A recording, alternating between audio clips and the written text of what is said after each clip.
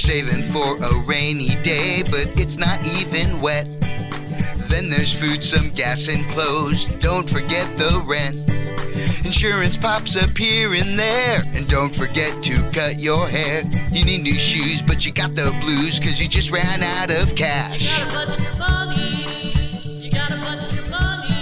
Welcome to Sensible Chat, the podcast committed to helping you learn positive money mindsets, destroy debt, reduce financial stress, and break the paycheck-to-paycheck cycle.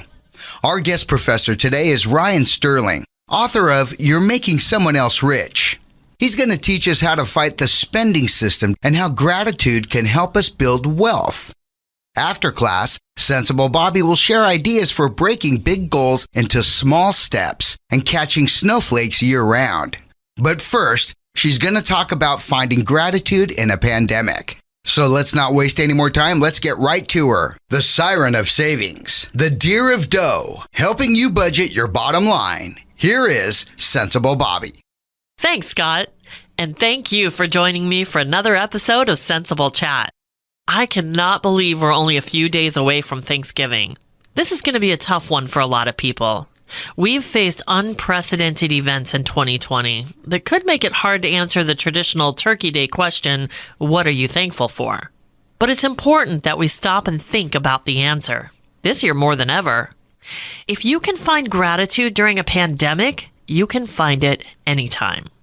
And as we'll learn later, gratitude can actually lead to wealth. So what are you thankful for? I'm thankful I've been able to work from home through this entire pandemic. I'm thankful that instead of my 2-hour per day commute, I have time to exercise and have leisurely coffee dates on the couch with Scott every morning.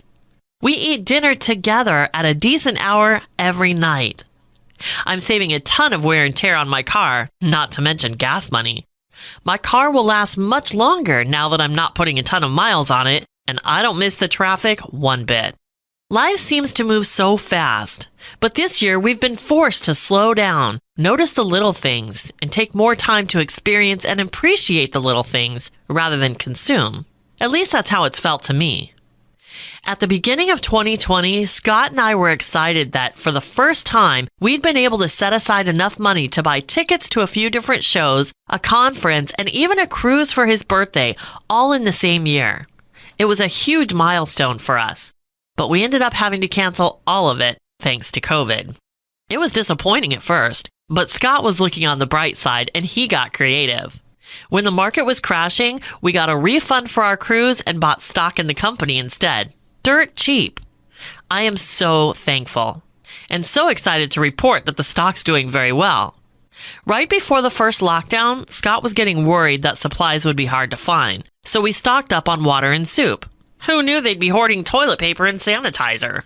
I never thought I'd spend so much time driving from store to store, city to city, trying to find toilet paper. Finally, he got a great tip about a nearby janitorial supply store and came home with 96 rolls. Now, this may sound weird, but I have never felt so wealthy in my life. It was such a peaceful, calm feeling to know we were taken care of. No more stress. That is priceless. When we got wind that another lockdown was coming, we knew it was time to stock up again. And I gotta tell you, it was the best feeling to be able to buy enough of everything we felt we needed to be prepared and not worry about what it would cost in the short term. We're certainly not made of money, but we've been saving. So when a situation like this comes up, we don't have to hold back and wait for more money, hoping certain supplies will still be available later. We can buy in bigger bulk than we typically would, wipe out the stress of dealing with shortages, and know that we'll still be able to eat and pay the bills. We may not have the money for everything that appeals to us on a daily basis, but having money for everything we need, feeling comforted, taken care of, and the fact that we're able to be together is enough. It's more than a lot of people have, and I feel wealthy.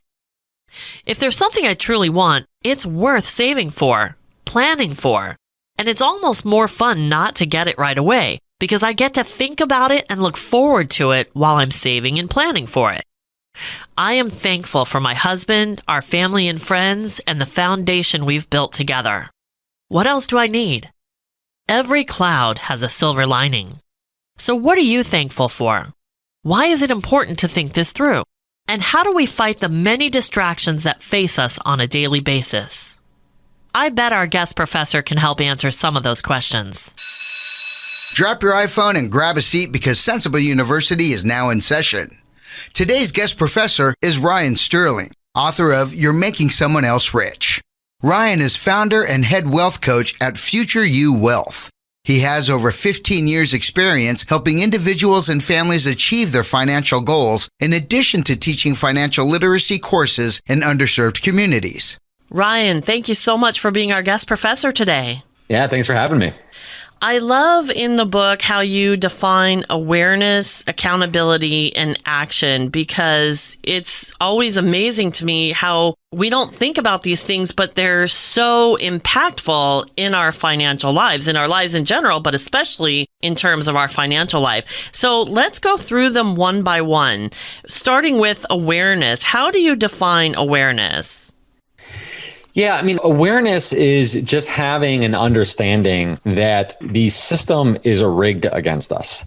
And what I mean by that is the job of any retailer, marketer, or venture capital firm that is backing a retailer or marketer is obviously to get you to spend as much money as possible. And the way they do this is they reduce the friction points between the customer and the sale. That is the holy grail of sales. Reduce the friction points. And it's interesting. I mean, I wrote this book because, this is largely the process I had to go through. And I have, over 15 years of experience in wealth management working with clients. And I had a reckoning a couple of years ago where I was good at my job. I was making, for me, what was a record income. And I was as insecure financially as I'd ever been. And I realized, I have all the credentials, the MBA, CFA, et cetera, and the experience. But I realized that, building wealth and managing money is so much more than just the spreadsheets, the formulas, the projections. Those are important, but that's just actually a small portion of it. I knew all that stuff and I was bad at my own personal wealth. So I realized that, wait a second, before I can really go down the path of building wealth for myself, I need to have an awareness of what are my triggers when it comes to consuming. Why is it so easy for retailers and marketers to get my money from me? And this awareness kind of led me to the fact that, wow, the friction points are gone today. And I think about there used to be natural friction points between us and spending our money. You had to go to a physical store location. You had to dig through inventory. You had to use cash. And here we are today. I talk to clients about this all the time. Think about how many apps we have on our phone and how every retailer is encouraging you to use apps. This is intentionally designed. You think about the friction points have been reduced over the years. It started with credit cards, easy pay solutions, online shopping. And again, today with the apps and the push notifications, we're no longer saying, what, I think I really need a pair of shoes. We're being told, hey, you need these pair of shoes. So it started with awareness. Yeah. And the biggest thing that seems to be one of the biggest reasons why we all overspend, spend too much, don't save as much as we should, whatever, simply comes down to we're not paying attention. And that goes to this awareness point, right? That's exactly right. It's funny. I actually had someone reach out to me just completely cold, unsolicited, who read my book. And they said that after reading my book, they deleted all of their sneaker apps. Nice. And I was thinking about this and I was just like, wow, I've never heard of a sneaker app, but it's one of those things where it's this person, they have this app on their phone and, this company who, again, created the app, they have all the data on this company. They know your consumption patterns. They know what you like. They know when you're most vulnerable and they know how to get you. They know how to push the ad at you or the deal at the right time to get you to spend. This is an intentionally designed system, which we need to use intention to fight back against. And again, it starts with the awareness that this system, that the reduction of friction points, that this is all intentionally designed to get you to spend more than you need to.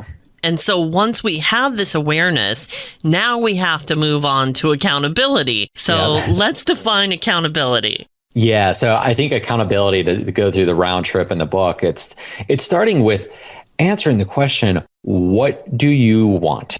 But I add two constraints. Your wants can't be more money and they can't be material things. So really, what do you want at the core of you? And I tell you, when my clients go through this, it's usually some sort of combination of they want better relationships, closer connections, they want more freedom, they want more agency over their life, they want to own life on their terms. And really kind of thinking about, okay, let's first ask the question and answer the question, what do you want? And now let's really think about, are you designing a life that gets you closer to satisfying these deep wants at the core of who you are? So it starts there, but then the whole section ends with okay, it's not about what you want. I mean, it starts with asking and answering that question, but now it's what are you willing to commit to? So those are the bookends of that section. And then we fill it in with the process of how to hold yourself more accountable. Right. And that goes to the action part of it, right? Exactly. So, we have the awareness. Okay, now we have the accountability. We know what we want. We know the life we want to design. Now, what are we willing to commit to? And then the last part's taking action, because it's great to define what you want. It's great to then have a set of commitments, but it really means nothing if you're not willing to take action. And it doesn't need to be heroic action. It just needs to be better than what you are doing. It needs to be moving in the right direction. And this is the most important part of it. I mean, they're all very important, but I think this is what gets lost a lot of times. Because like you said, I mean, determining, what you want doesn't mean anything until you go after it. And I think that's the part that, when you hear motivational speakers talk about hope and you can do it and all this kind of cheerleading, but there's never any action plan. That's what's missing. You need the action plan. That's 100% right. That was one of those. It's funny. I mean, I do like the self-help category of books, and I've consumed a lot of them myself. And I'd say my biggest issue is you read them and you feel great, and then 2 weeks go by and then it's all gone. Right. And the point of this book is to say, okay, it's going to get you really excited about the process that you can build wealth, but you have to take action. And if you don't take action, then you're wasting your time. Definitely. And so in the book, you actually talk about how you believe that action leads to freedom. Tell me what you mean by that. Yeah, I think it's about getting you closer to your best, most intentional life. And the only way you're going to create financial independence, financial freedom, personal freedom, the only way you're going to start to get excited about the process of anything is taking action and moving in that direction. And I think it's one of those where when people are in a state of unrest, when they're in a state of anxiety, it's so much about focusing on the future and feeling a lack of control or a lack of clarity. And when you can actually start to define what you want and then start taking action on it, it really eases that unrest and anxiety. And it gives you more of an inner sense of freedom because now you're seeing results. Now you're actually taking action and moving in the direction of the life that you want to design for yourself. So I firmly believe that the path to easing the unrest, the anxiety, the uncertainty is by taking small steps forward. And that ultimately leads to interpersonal freedom. I totally agree with you. That is what I felt on my journey towards being debt-free, because in the beginning, I mean, before I started, I felt like it was hopeless, and that's why I hadn't done anything about it. And as soon as I found the hope came from the math, which showed me unequivocally, I mean, you can't deny the numbers, they don't lie. And so when you put a plan in place, you can actually see the light at the end of the tunnel. And when you're moving towards it, man, you're hitting these goals, even though I didn't. It would have been better if I had set little goals to hit. But even though I didn't, they just kind of came to me because I could see the numbers dwindling and I knew the date when it was going to be all gone. So that was a huge motivational part of it. 100%. I mean, here's the thing. This is in the book, and I talk to clients about this. The thing I tell people is the problem I solve in the world is unrest. And, I think about the people that come to me in a state of unrest, and specifically financial unrest. And it's one of those where people come to me and say, I'm in major credit card debt. Well, how much credit card debt? Well, I don't know. Okay, let's put it on a piece of paper. I don't want to put it on a piece of paper. Why? I don't want to see it. And then you see it and, let's say it's $30,000 in credit card debt. That's really scary. It feels scary. Yeah. But once you can actually see it on paper, and then after a couple of months, you go from $30,000 to $28,000 in credit card debt. You knew it was there the whole time. You just didn't want to address it. And now you're addressing it. You're looking under the bed. You're seeing, okay, there is no boogeyman under the bed. Okay, now I can actually start taking the steps. And now you're making progress. So now it's something that's not scary. Now it's a fun challenge. Yeah, it was. And it's so doable. Totally. It's very exciting. And that goes to this statement in your book that I love, that I think is really important. It says, building wealth is not an event, and it's not about some magic number. It's a personal, ongoing, dynamic, and ever evolving process. And that says to me just what we've been talking about, that it's not about the destination as much as the journey. Is that what you meant? That's 100% what I mean. I feel like a big mistake people made. It's funny, actually, because I had a client reach out to me today on this. And I feel like people all the time come to me and say, what number do I need saved for retirement? Or what number should I be at right now? And my answer is there's no should. There's no, if you're there, then you've made it. It's one of those where this is a constant process. And it's one of those where it's easy. It's like dieting. If you're looking to get physically fit, and you hit the point that you feel happy about, well, that's not then an invitation to go back to your old ways, right? It's something that needs to be maintained. And that's the same thing with building wealth. You have to be committed to the process for the long term. And again, not just be fixated on a number, be fixated on really enjoying the process and embodying the identity of somebody who is good with money and who wants to build wealth. That's such an important part of it. And going back a little bit to what we were talking about in the beginning about how all of the marketing is really designed to make us unintentional with our money and not paying attention. The urge to consume is what puts so many of us into devastating debt. And you actually have some helpful tips and tricks to help fight back against the urge to consume in your book. Will you share some of those? Yeah, for sure. So these have been super helpful for me. So number one is to reduce the distance to your wealth goals. So much of what I hear today is, what's my magic number for retirement? Do I need 3 million, 4 million, 5 million? And number one, it all depends on who you are, your lifestyle, et cetera. But when people, let's say you're in your mid 30s, mid 40s, mid 50s, I don't care. And you're thinking, okay, I need $3 million saved in X number of years. That seems abstract, right? It seems so far away. The numbers feel so big. But here's the thing. I don't have the exact math in front of me, but let's say a listener is in their mid 30s and they've neglected putting away money up to this point, and they feel like their magic number is $3 or $4 million. That really comes down to putting away $1,000 or so a month, probably a little bit more than that. Let's say it's $2,000. But between maxing out a 401k match, and then maybe putting a little extra on the side, it's actually very achievable. So I tell people, instead of focusing on the destination, let's break it down to short-term achievable goals. Can you max out your 401k? Can you at least get up to your employer match? Can you pay off a little bit of credit card debt? Because the problem is this: if the goal's too far away and it feels too abstract, when you have a choice of buying a pair of shoes that are right in front of you, or that you just received a push notification for, and you can see the shoes, you can picture yourself wearing them, you can derive benefit from them today. When you have a choice between that or putting money away from retirement, there's just no way you're going to put the money towards retirement. Again, it's too abstract. You can't see it. You can't feel it. You can't touch it, where this alternative is right in front of you. So instead of saying, again, I need to have X number in the future, focus on, hey, I want to save $100 extra by the end of the month. I want to max out my 401k. I want to get up to the employer match. I want to pay off $1,000 of my credit card balance. Shorten the distance and then celebrate the success. So that's number one. Shorten the distance to your wealth goals and have fun with it. Make them short-term and make them achievable.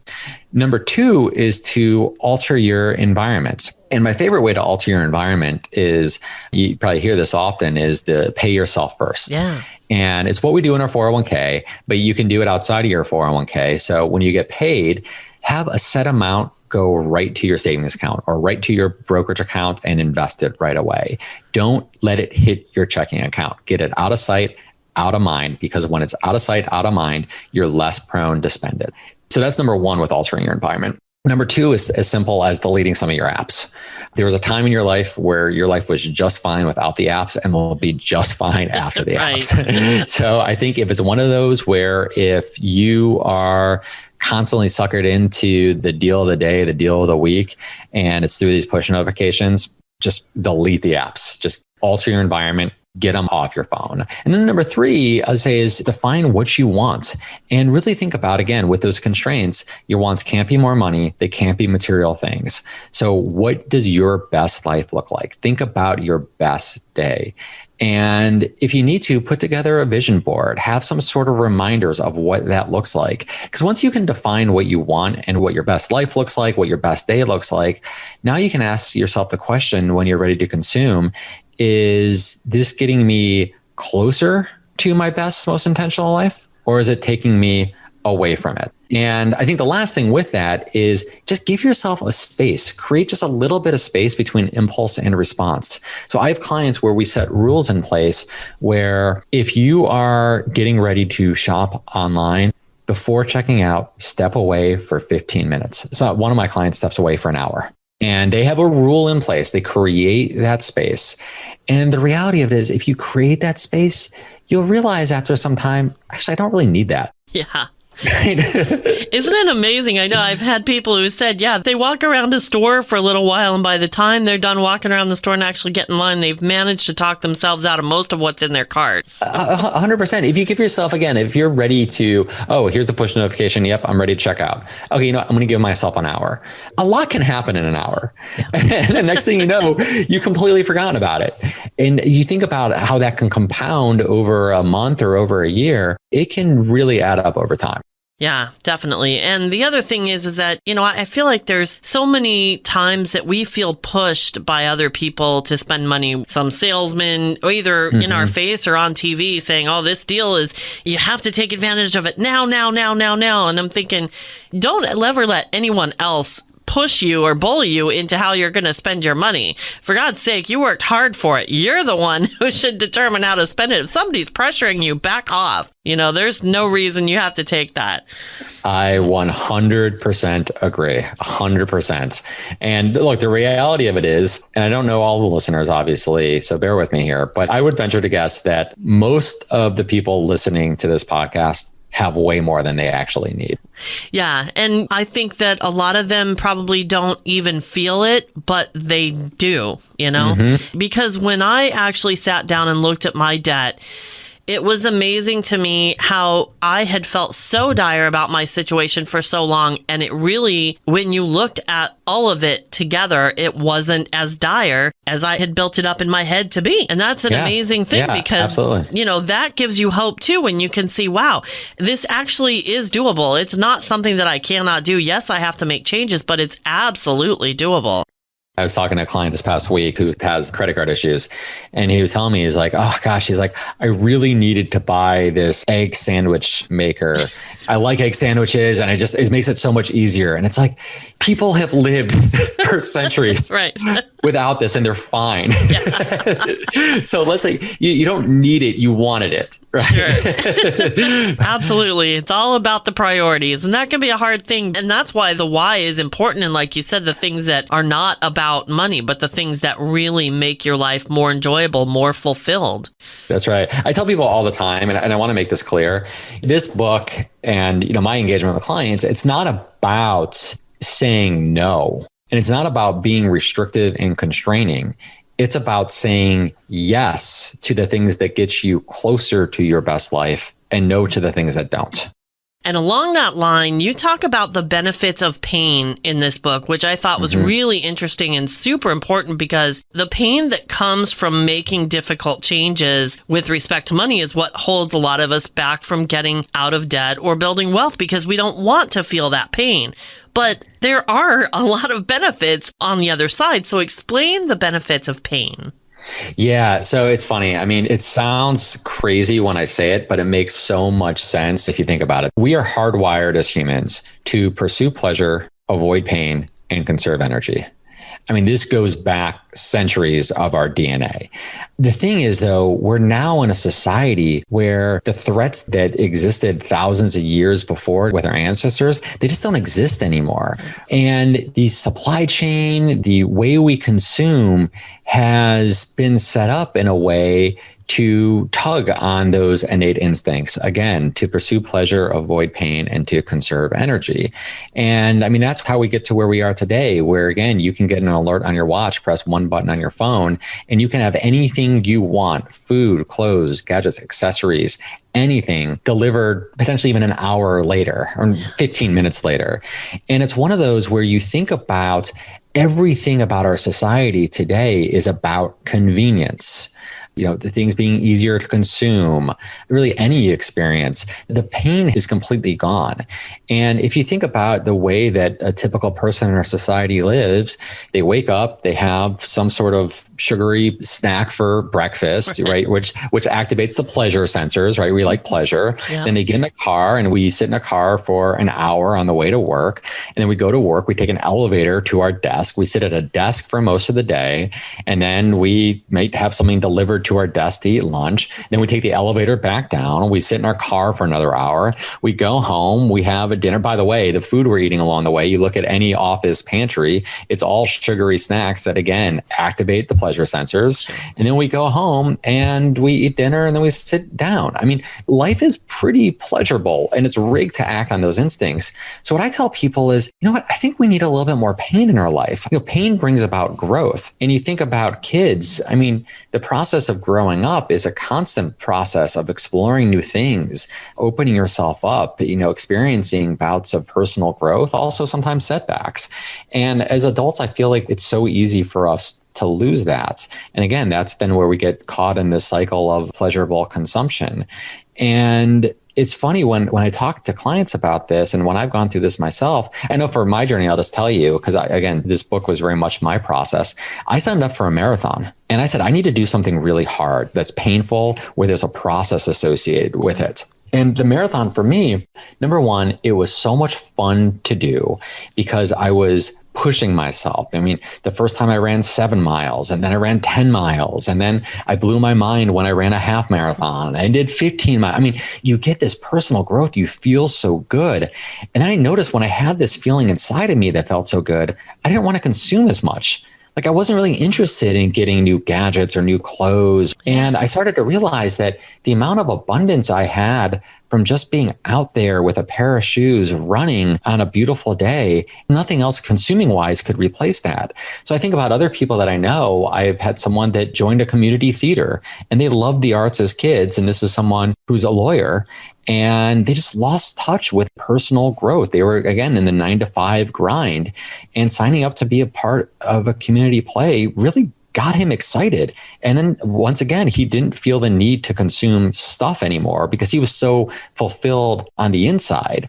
I've had other clients that, again, have taken on, again, some sort of personal growth journey where they've had to get reconnected to some sort of pain and personal growth. And every single time it results in feeling less of a need to consume. Isn't that amazing? And, when you were talking about kids and the way they learn in the book, that really got to me because, as kids, we're so inquisitive and we're so willing to take chances and risk the pain of falling down while we're learning to walk. I mean, you can't, learn to walk until you fall down a couple of times. And, That's right. and as we grow, we just kind of get into a rut of life and we stop learning and finding new things. And I think consumption it's kind of a way to mask that. And we think it's making us happy, but a lot of times we find out it's really not. And so that goes right into a great quote from your book, which is, if you can't be thankful for everything you have right now, nothing will ever be enough. That is so powerful to me. So let's talk about why gratitude is such an important part of building wealth. I mean, it goes back to, again, the brand messages and the way that the whole system is rigged against us. We are constantly being told that we've lost out on something or about to lose out on something, or that we have less than others. Think about every brand message out there. It's one of those two. Hey, you're losing out. The sale's going away soon. You have to act now. Or you're the cool mom or dad if your kids have X. Or if you don't have this handbag or these pair of shoes or this watch, that you're not part of the in crowd. I mean, it's constant, right? And the triggers that we have inside of us of the scarcity of not having as much or losing out on something, those are real powerful emotions. I know that I fall victim to that all the time. And it's one of those where the only way out of it is gratitude. And yes, I know things aren't perfect today. And I know especially that we're in this contentious political environments. And, the news is the whole saying, if it bleeds, it leads. Yeah. We're constantly being told that the world has never been this bad. Yeah, there are a lot of challenges, but the world's never been this great. I mean, people are living longer. There are more people coming out of poverty every single day. And I know this is very specific. So someone might be listening where they're going through some sort of personal crisis. And I totally get that. And I have great empathy for that. But it's one of those where just on a whole level, like we are living in an amazing time today. And again, not perfect, but it's amazing. And the reality of it is we have so much more than we need. That's definitely true. And you're right. I mean, there are a lot of people who are going through devastating things right now, but for a lot of others, things aren't so devastating. And I think no matter where you are, you have to find the silver lining in everything, because if you can't see the good just in, waking up to a new day and the possibilities that exist with that, I mean, there's a lot going on that can really break you down. But if you can just hold on to one good thing, even in a day, that's going to boost you to hopefully get to the next good thing and make things better, because it all comes down to us, right? I mean, whatever's going on out there in the world today, how it impacts our life, we're the only ones who ultimately have control over that. That's right. That's right. And here's the thing. I mean, I write this in the book. I mean, you can be in paradise while waiting for a delayed flight, while rationalizing with a screaming child.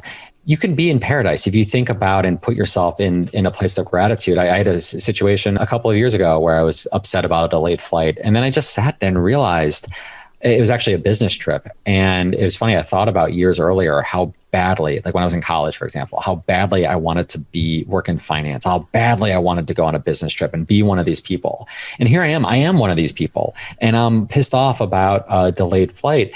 And it was one of those moments where I changed my mindset to extreme gratitude. And I said, you know what? I'm not a business person now who's flying to see clients. Like, this is what you wanted. Yeah. Like, it's amazing.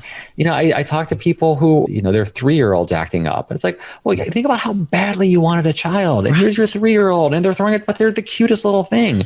At the same time, I've been at 5-star resorts, perfect setting, amazing pool, ocean in the background, could not be nicer. And I've been around people who are losing their mind because they wanted an orange, not a lime in their margarita. So, I mean, like, wow. You can be in paradise in the tiniest things, and you can be in your own prison at a 5-star resort. So that's why I talk about, like, if you can't live in gratitude of what you have right now, nothing will ever be enough. Definitely. So let's talk about fairness, because I thought this was a really, really important thing in the book, something that I've thought a lot about, and I'm really glad that you pointed it out in the book. So this is what you state. We can all point to unfairness, and we can all be pointed to. Tell me what you mean by that and why thinking about the idea of fairness is important. Yeah, it's funny. I was out with a friend yesterday. We were on a run. Great guy. And, we're in New York City, and you're around billionaires in New York City, and billionaires and kids of billionaires. And he was telling me, he's like, man, it's just like so unfair how just some people are just born into these families. And I told him right to his face, I'm like, look, you're someone who was born in an upper middle class suburb of New York City with 2 parents at home who are both college educated. Your college was completely paid for. You went to graduate school at one of the top graduate schools in the country, actually in the world. And this is someone who's making a 6-figure income. And I looked at him and said, dude, right. Like, come on, man. You want to talk about fairness, man? There are a lot of people that can be pointing right to you, brother. Yeah. And it's so easy to get, and I guess this goes back to gratitude. It's so easy to think about, oh, it's so unfair. Look at this person. They were born into, their parents are billionaires. Or look at that person, they were born with X, they have this, they have X, Y, Z, whatever it may be. Yeah. And number one, you don't know what they're going through. Right. I've been in the wealth management business for a while. I've worked with some billionaire families. I wouldn't trade places with them in a heartbeat. And I'm happy to talk about that at some point. The thing, though, about fairness is that this is the data. If you make $32,000 a year, you're in the top 1% of income globally. And it's amazing to think again how, again, most people listening to this right now, they live a charm. I know right now might not seem like a charmed life, but you are living a very good life if you look across global standards. And it's one of those things where if you want to talk about fairness, you need to take a look in the mirror, because what you've been given, it might not be perfect, but you're probably holding a better stack than most.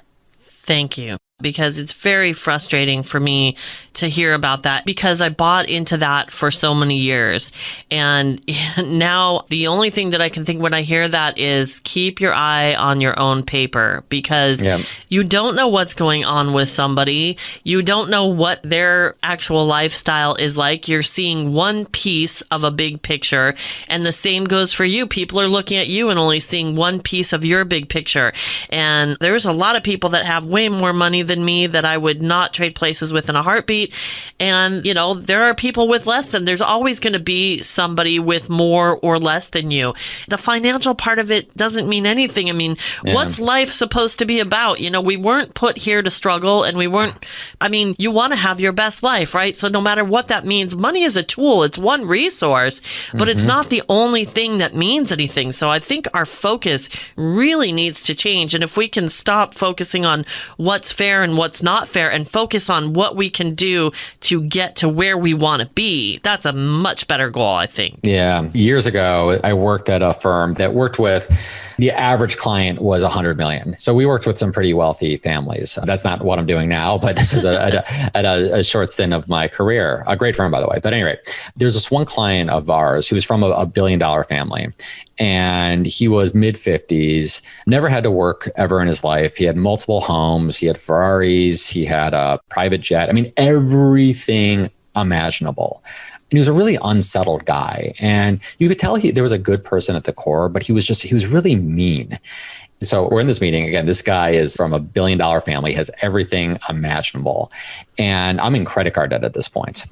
And so he and I are sitting across from each other. And he asked me about my experience going from business school to, I used to work at Goldman Sachs. So he was asking about my process of going from business school to Goldman Sachs and the interview process. And I was telling him about the on-campus recruiting. And then he's like, okay. And then you had to go through a first interview. I said, yes. And he goes, okay, then you had a super day in New York. I said, yep. And because you're competing against other MBA students. I was like, yeah, there's a whole bunch of us. And, they were building a class of 60 or so and super competitive. And then he was talking about the summer internship and the stuff we had to do. I mean, he knew everything. He knew the whole process.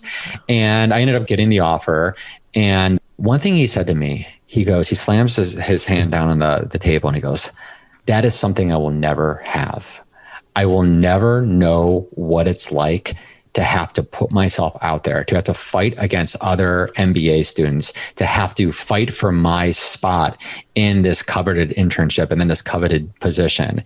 And he goes, I would have loved to have had to experience that. Wow. And it was one of those moments where it's like, this guy has everything, but I have the one thing he doesn't have and can't have. And that's the power of the struggle. And to know what it's like to dig down deep and to fight for a goal that you have. And I was in credit card debt at the time. And to think about I had so much more than this guy had was a really powerful moment. That's an amazing story. Thank you for sharing that with us. And I'm a budgeting geek, and so a lot of my podcast focuses on budgeting. And so I loved in the book how you wrote about having a daily budgeting practice that allows you to control your finances from a position of strength. What does that mean to you? Tell me why you feel that way. Because I'm in control of it. I know where my money is going and I'm not getting to the end of the month anymore. So I used to be the type of person that would get to the end of the month and it'd say, where did all my money go? Right. Like, how did I just get a raise and my credit card debt's getting bigger? Like, how is this happening? And when I flipped the script and I started really getting connected to my money and really focusing on where my money was going in real time. And again, this wasn't to be a miser. This wasn't to penny pinch everything, but it was just having an awareness of where my money is going. And I realized that I could now operate from a position of power because I was in control and dictating how I was using this amazing resource. And it wasn't like society was telling me what I need to be buying. Yeah, and that's so important because a lot of times people don't want to budget because they feel it's restrictive.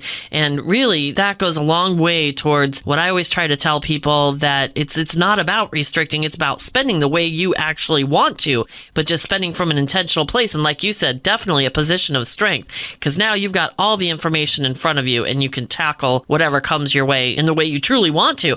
And then there's the part in the book where you talk about turning your budget into a value statement, which is super important, because if you can do that, then you're going to see what a blessing a budget can be. So how do you turn your budget into a value statement? Yeah, it goes back to designing your best life. And that way, then you can say, okay, money is a resource. Money is a tool. And ultimately, it should be a tool to get us to our best, most intentional life, to ultimately be able to design your perfect day and live in your perfect day. Now, your perfect day doesn't mean it's always roses and puppy dogs, but you're structuring it in a way that is, again, in alignment with your goals, your values, et cetera. So the reason I call it a value statement is I say, well, wait a second, this is a really important resource, a resource that I trade my time for. I should use it in a way that's in alignment with my wants and my values. So that's where, again, being able to track expenses and to say, wait a second, is this getting me closer to my best life, or is it taking me away from it?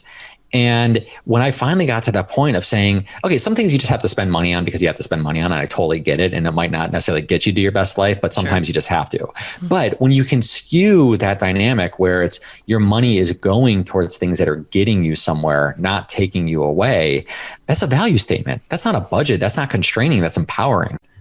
You have some great accountability exercises at the end of the book. And I love that you put this in, because not only did you go through mindsets and actually action steps, but then you give people an opportunity to actually write down those steps that they want to go through. So tell us about the accountability exercises at the end of the book.